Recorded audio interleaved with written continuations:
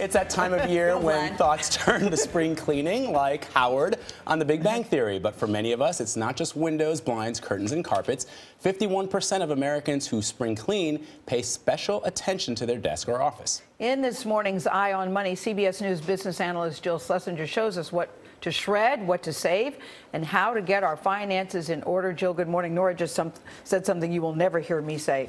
She said, I love spring cleaning. I love spring cleaning. Oh. Well, this is like my favorite. I need to get that attitude. Okay, this is like two of my favorite things, getting your financial life in order and spring cleaning, and it involves a lot of purging. I think a lot of people are keeping way more than they need to. So, for example, bank statements. You know, people are keeping ATM transactions. Keep that ATM transaction until you see it on your statement. Then just get rid of it and fire up a shredder because you don't want this stuff floating around, right?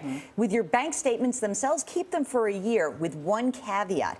If you think you're going to be applying to the Medicaid system, states usually require you hold on to those bank statements, sometimes for up to 5 years. Utility bills, get rid of them. You know, all these things are bulging up your files. You don't need to keep everything. All right, what things should you save? Well, this is interesting. The most important thing to save is around your tax documents because the IRS can go back and audit you. It's up to 3 years, but they can go beyond that. So they can really go up to about 6 years. So you want your tax documents, all of the supporting data. So before we went on the air, we talked about, oh, doesn't my accountant or my tax preparer have the return? Sure, but what about all those receipts? What about all the statements that you saved?